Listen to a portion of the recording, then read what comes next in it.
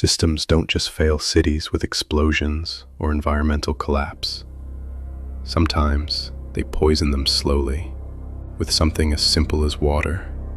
This is Flint, Michigan, a city where 100,000 people drank lead-contaminated water for 18 months.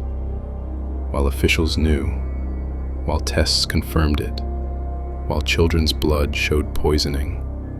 But admitting the crisis meant admitting a catastrophic mistake.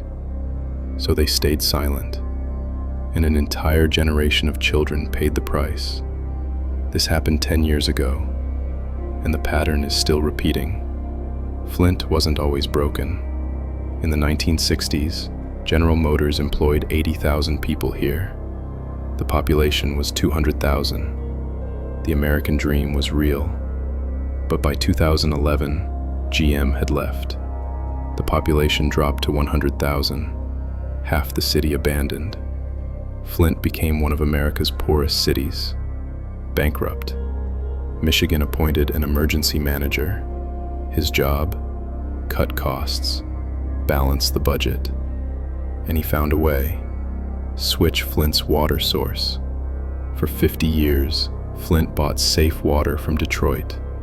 Expensive. The emergency manager had a cheaper plan. The Flint River. Brown, corroded, polluted for decades, but free. In April 2014, Flint switched its water source. The water came out brown. It smelled. It tasted metallic. People complained immediately. Officials said it was safe. Just a cosmetic issue. They were lying, because they hadn't added corrosion control chemicals. Without them, the acidic river water corroded Flint's old lead pipes. Lead leached into the water. Invisible. Deadly. 100,000 people were drinking poison. Within months, residents got sick.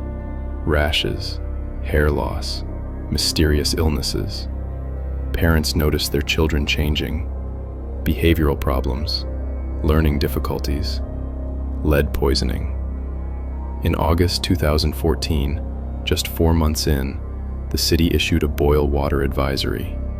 E. coli found. But boiling doesn't remove lead. General Motors stopped using Flint water in October 2014 because it corroded their car parts. If it corroded metal, what was it doing to human bodies? Dr. Mona Hanna Atisha, a pediatrician, tested children's blood. Lead levels had doubled. In some neighborhoods, tripled. She reported her findings to the state. They dismissed her. She's causing hysteria. The water is safe. A Virginia Tech team tested the water. Lead levels 13 times the EPA limit. In some homes, 100 times. The state dismissed them too. Samples collected improperly.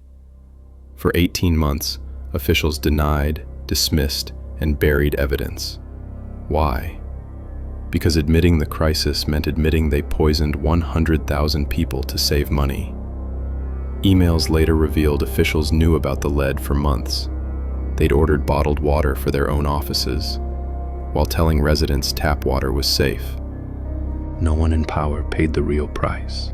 Flint received $600 million to replace pipes. By 2025, most are replaced. But the lead is still in children's bodies, in their brains. You can replace pipes. You can't replace neurons.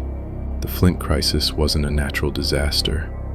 It was a system that prioritized cost over lives.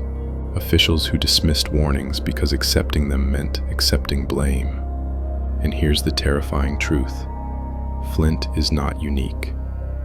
10 million American homes still have lead pipes. Thousands of water systems violate safety standards every year. And when problems arise, the pattern repeats. Deny, dismiss, delay. Pripyat, the Aral Sea, Flint. Different disasters, different systems, different countries. Same pattern. Warnings ignored, truth buried. Officials choosing reputation over lives. In Pripyat, 36 hours of silence poisoned 50,000 people with radiation. At the Aral Sea, 40 years of denial drained the fourth largest lake. In Flint, 18 months of cover-up poisoned 100,000 with lead. The timescales change, the poisons change, but the silence remains. Cities don't fall in a day.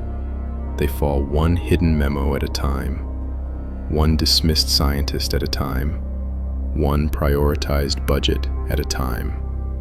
And the people who suffer are never the ones who made the decision. This is not conspiracy. This is pattern. And recognizing it might be the only way to break it. This is the second story in our series about system failures.